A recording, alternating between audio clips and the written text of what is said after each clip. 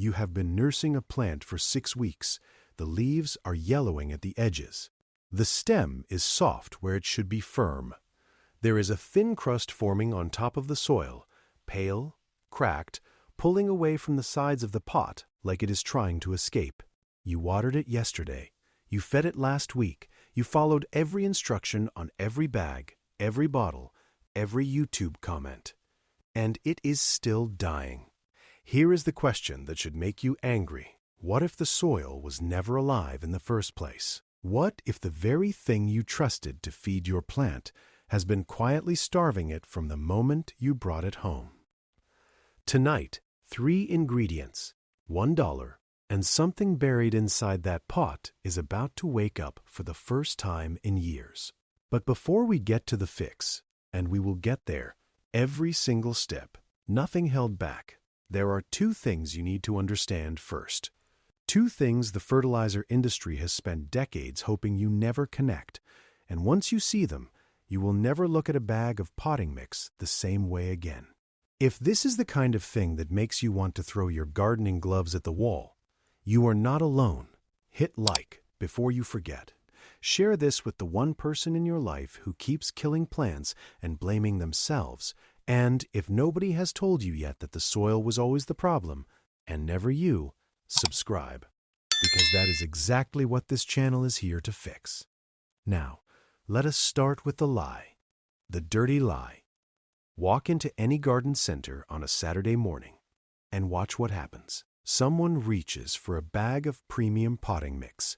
The label is clean, confident, reassuring. Words like professional grade and enriched formula, printed in bold green letters next to a photograph of tomatoes, so red and perfect they look painted. The bag is heavy. It feels substantial. It feels like quality. They put it in the trolley without a second thought. You have probably done the same thing. So has almost everyone. Now here is what nobody in that aisle is telling you. To legally sell bagged soil across state lines, manufacturers are required to sterilize it. That means subjecting the raw material, mostly peat moss and composted bark, to sustained temperatures of between 180 and 212 degrees Fahrenheit. Hot enough, held long enough to guarantee that nothing living survives inside that bag. And it works. Every weed seed dead. Every harmful pathogen neutralized. But here is what leaves with them. The nitrogen-fixing bacteria that convert air into plant food, gone. The mycorrhizal fungi that have partnered with plant roots for 400 million years, destroyed. The microscopic food web that took nature longer to engineer than it took humans to discover fire, completely collapsed. What you are actually lifting off that shelf, what you are carrying to your car, what you are pressing around the roots of something you are trying to grow, is biological rubble, sterilized, inert, as lifeless as the plastic bag wrapped around it, a graveyard sold by the cubic foot. And the most uncomfortable part, that is not a flaw in the manufacturing process. That is the entire point. Dead soil isn't an accident. It's a business plan. And the proof of that plan is hiding in the next chapter of this story. The addiction they built. To understand how we got here, you have to go back to 1908.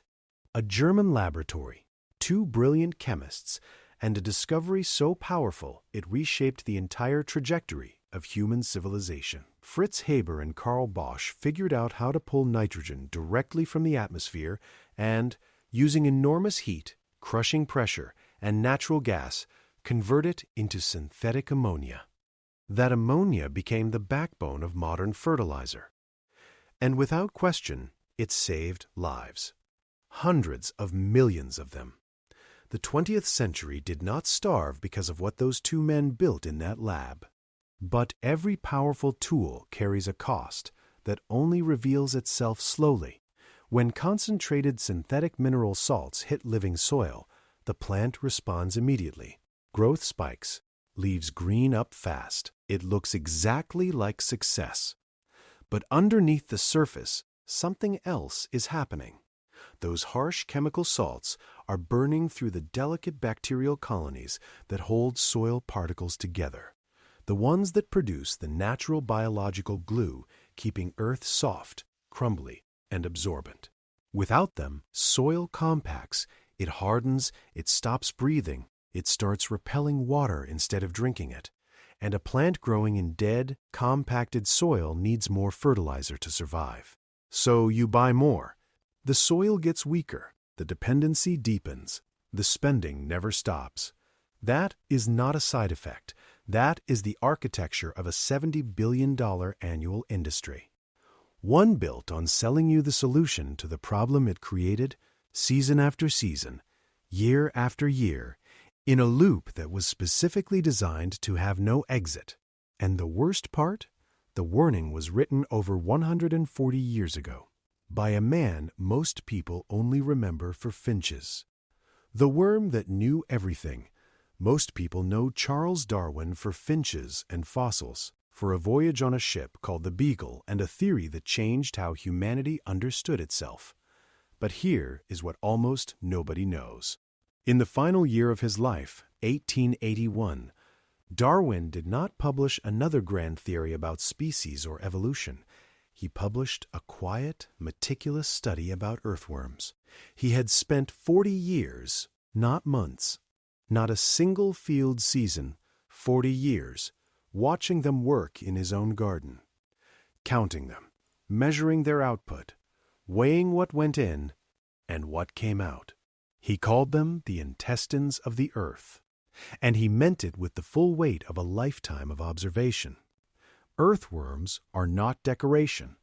They are infrastructure. Their castings contain 5 times more nitrogen, 7 times more phosphorus, and 11 times more potassium than the soil surrounding them. They aerate compacted ground, create drainage channels, and physically stitch the layers of healthy soil together.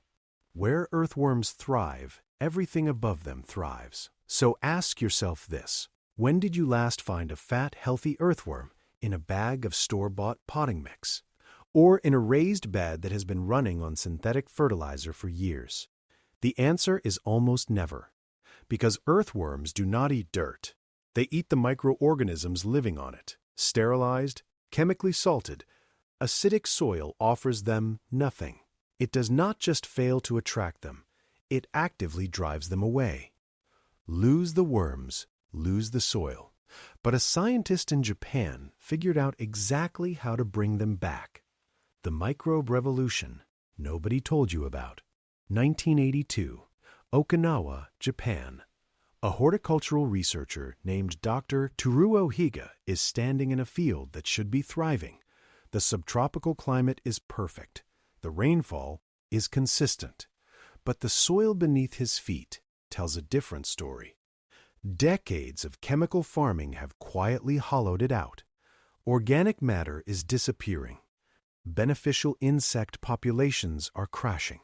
And every season, farmers need more synthetic input just to hold the previous year's yield. Dr. Higa asks a question that the industry around him considers almost radical. What if instead of feeding the plant, we fed the soil? He begins isolating naturally occurring beneficial microorganisms, many of them collected from something as unremarkable as the surface of unwashed rice grains, and combining them into carefully balanced living consortiums. He calls the concept effective microorganisms. At the center of every consortium sits one particular organism that stops most people cold when they hear its name. Lactobacillus, lactic acid bacteria. The exact same microbe fermenting the yogurt in your refrigerator right now. The same one giving sourdough its tang, sauerkraut its bite, kimchi its fire. Humanity has been cultivating this organism for 10,000 years without fully understanding what it was. What Dr. Higa discovered was that when introduced into depleted soil, Lactobacillus functions as a probiotic for the earth itself. It suppresses pathogens, unlocks trapped minerals, rebuilds organic matter, and produces compounds that directly stimulate root development. The answer was never in the fertilizer aisle. It was in the kitchen the whole time.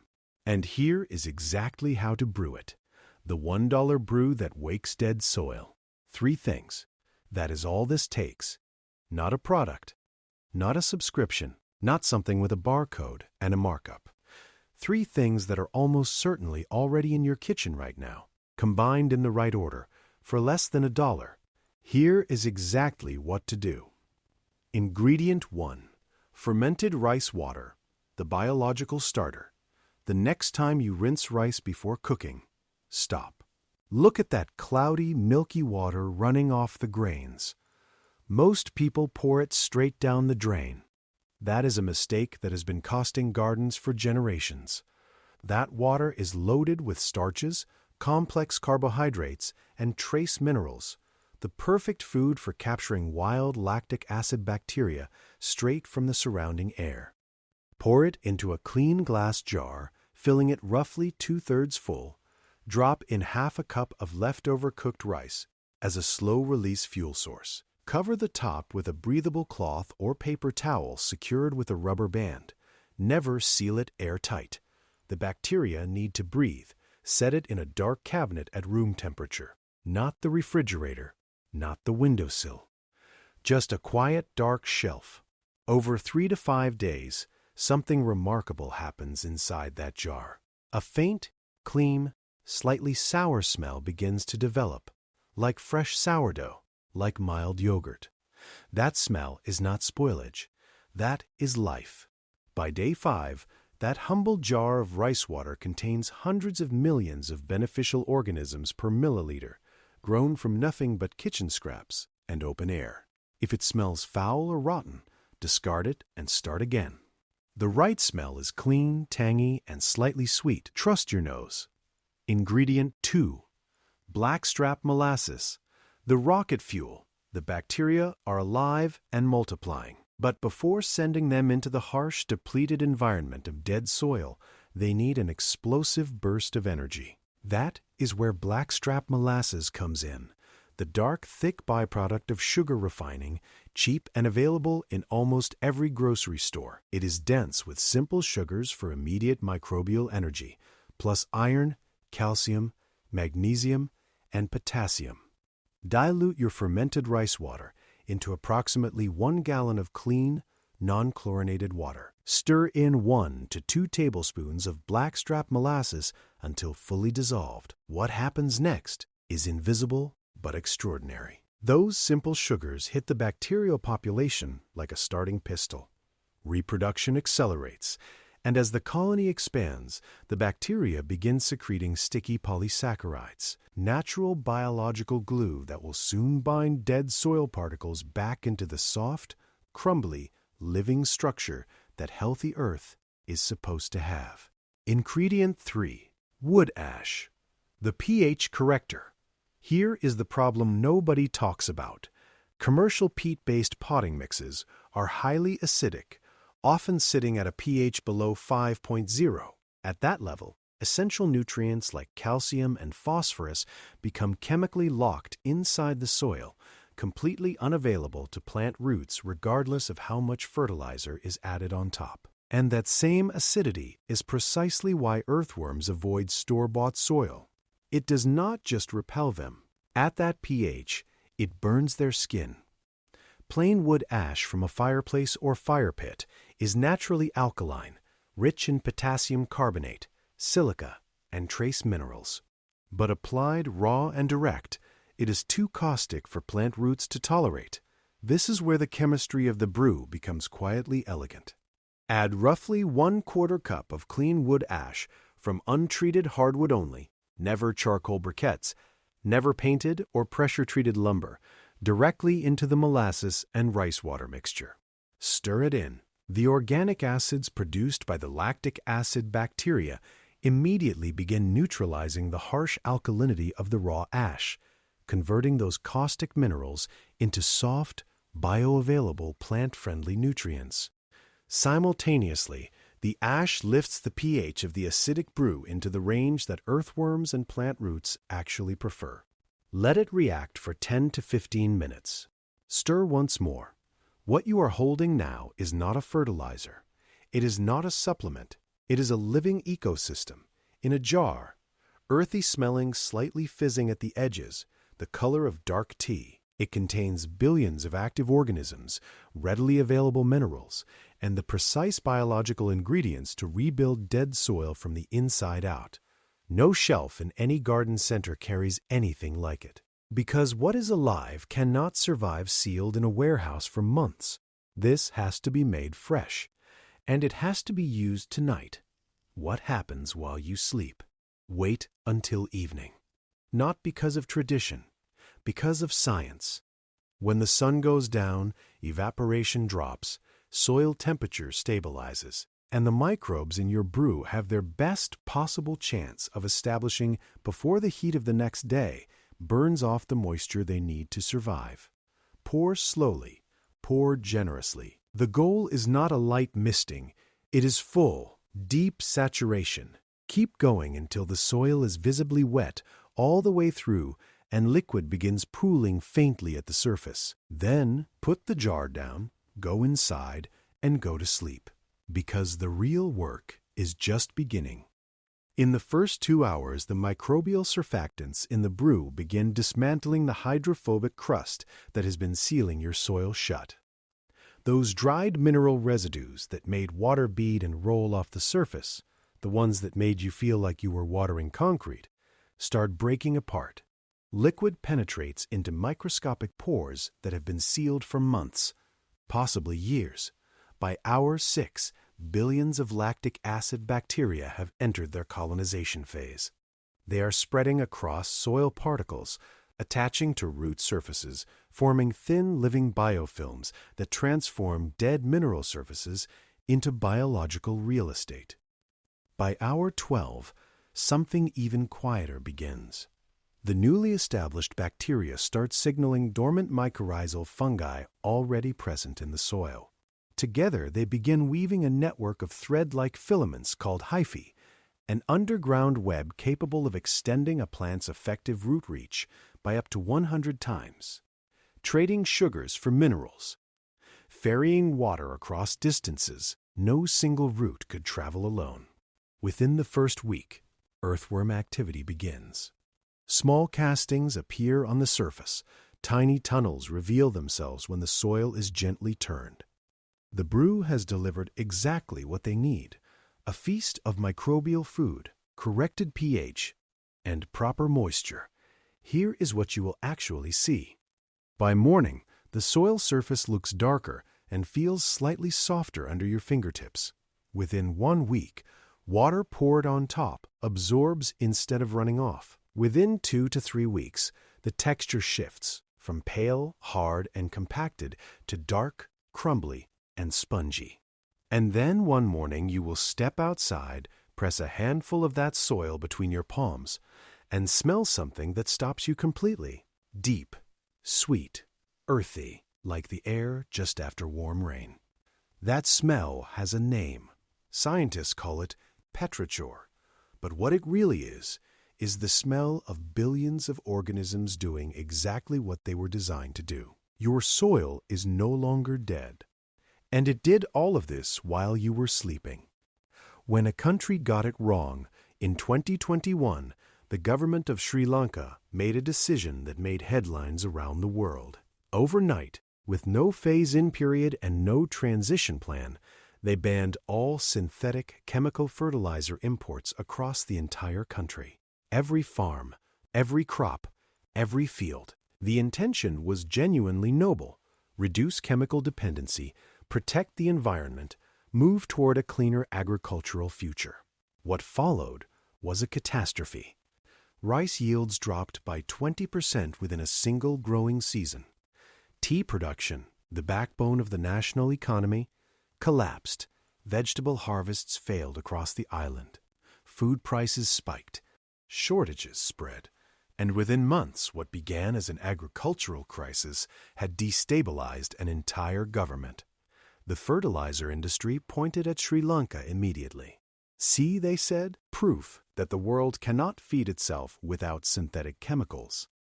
But that is not what the data actually shows. The failure was not that organic methods do not work. The failure was that decades of chemical farming had left Sri Lanka's soil biologically hollow. The bacteria were gone, the fungi were gone. The earthworm populations had been systematically destroyed by years of chemical inputs. The soil was, in the most literal sense, addicted. And when the supply was cut, without first rebuilding the biology underneath, the crops had nothing left to draw from. The chemistry was removed, but the biology was never restored. That is the same mistake a home gardener makes when they simply stop using synthetic fertilizer and expect nature to quietly take over. It does not work that way. The biology has to come first.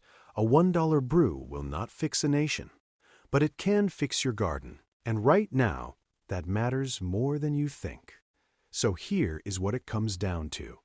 Rice water, molasses, wood ash, 3 things that cost almost nothing. One night, and a jar full of living organisms that do what no synthetic product on any shelf has ever managed. They bring the soil back to life from the inside out. Tonight, do not pour that rice water down the drain. Find the molasses sitting forgotten at the back of the pantry. Scoop a handful of ash from the fireplace, brew it, pour it, sleep. And tomorrow morning, go outside and press your fingers into that soil. It will feel different. It will smell different. And given a few weeks, that tomato, the one that has not tasted right in years, might just remind you of the one your grandmother used to grow. You are not just fixing a pot of dirt. You are joining millions of quiet hands around the world, rebuilding the earth one jar at a time. Keep your hands in the dirt and your roots in what's real.